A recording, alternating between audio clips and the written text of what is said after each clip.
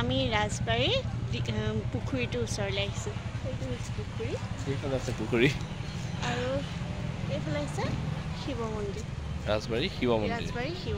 এইটো হ'ল ৰাজবাৰী শিৱ মন্দিৰ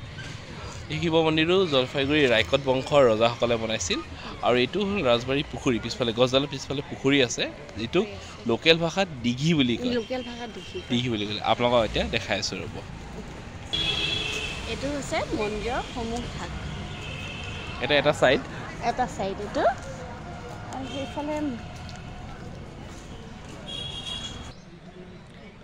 এইটো হৈছে মন্দিৰৰ ভিতৰভাগ আৰু শিৱলিংগ আছে এইটো হ'ল ৰাজবাৰী শিৱ মন্দিৰৰ ভিতৰৰ ভাগ আৰু ইয়াৰ ভিতৰত এটা শিৱলিংগ আছে ওম নমঃ শিৱায়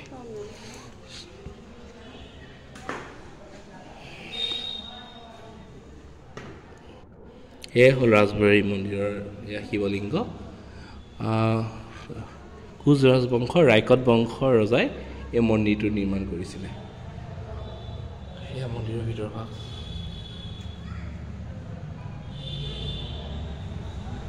মন্দিৰৰ ভিতৰৰ ভাগটো এইটোৱে হয় এই মন্দিৰবোৰৰ নাম হেৰিও আছে মূৰ্তিও আছে আৰু এইটো হ'ল মন্দিৰৰ শিৱলিংগ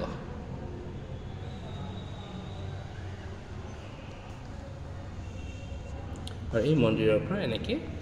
মন্দিৰৰ কাম কাজৰ কাৰণে পুখুৰীৰ পৰা পানী লাগে নহয় এইটো হ'ল ৰাজবাৰী পুখুৰী বা দিঘিৰ লৈ যোৱা ৰাস্তা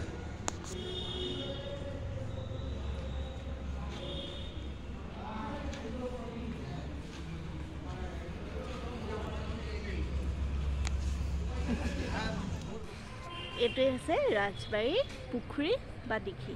এইটোৱে হ'ল ৰায়কত বংশৰ ৰজাই সৰ্বদেৱ ৰায়কতে 1832 পৰা 1840 ভিতৰত এই পুখুৰীটো বনাইছিলে এইটোকে ৰাজবাৰী পুখুৰী বা দিঘি বুলি কয় আৰু বহুত ডাঙৰ পুখুৰী আমাৰ অসমৰ জয়সাগৰ শিৱসাগৰ গৌৰীসাগৰ নিচিনা ডাঙৰ ডাঙৰ পুখুৰীৰ নিচিনা মই চাগে বেংগলত এইটোৱে দেখা পালোঁ পুখুৰী এতিয়ালৈকে দেখা একমাত্ৰ ডাঙৰ পুখুৰী সৰ্বদেৱ ৰায়কত ৰজাজনে মানে ইয়াৰ ৰায়কত বংশৰ ৰজাই তেখেতে এইখন বনাইছিল নামটো মোৰ ভুল হ'ব পাৰে পিছত শুদ্ধকৈ লিখি দিম বাৰু আৰু এই পুখুৰীৰ পানীকে ব্যৱহাৰ কৰিছিল ইফালে থকা শিৱ মন্দিৰটোলৈ পিছফালে থকা এয়া শিৱ মন্দিৰত দেখাই দিছিলে চ' আমাৰ আজি আহি ভাল লাগিলে ইয়াতে আৰু এই পুখুৰী বুলি কওঁতে মনত পৰিলে যে আমাৰ পুখুৰীৰ ওপৰত আমাৰ এজন বন্ধুবৰ শ্ৰী নবীন বুঢ়াগোহাঁই ডাঙৰীয়াই এখন বহুত ধুনীয়া কিতাপ এখন লিখিছে য'ত অসমৰ পুখুৰী বা এইবিলাকৰ ওপৰত আছে সেইখন আমি আপোনালোকক অকণমান দেখাই দিছোঁ এইখন হ'ল সেইখন নবীন বুঢ়াগোহাঁই আহোম যুগৰ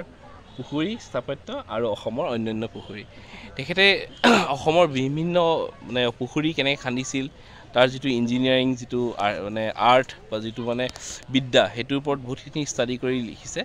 আৰু এই পুখুৰী দেখি এতিয়া সেইটো মনত পৰিছে আপোনালোকেও এই কিতাপখনক আমি আপোনালোকক পঢ়িবলৈ হেৰি দিছোঁ এডভাইচ কৰিছোঁ অনুগ্ৰহ কৰিছোঁ ৰিকুৱেষ্ট কৰিছোঁ আপোনালোকে এখন পঢ়িব বহুত পুখুৰীৰ ওপৰত বহুত নলেজ পাব অসম বুৰঞ্জীৰো নলেজ পাব অসমৰ বা অন্য পুখুৰীৰ যিটো মানে স্থাপত্য বা পুখুৰী কেনেকৈ খান্দে সেইবিলাকৰ ওপৰতো বহুত ভাল তেখেতে মানে অধ্যয়ন আৰু কষ্ট কৰি পেলাই এই কিতাপখন লিখিছে চ' প্ৰিয় আজি আহি ভাল লাগিলে এই ৰায়কত বংশৰ আমি অকণমান সৰু বুৰঞ্জী এটা আপোনালোকক দিবলৈ যত্ন কৰিলোঁ ভিডিঅ'টো অলপমান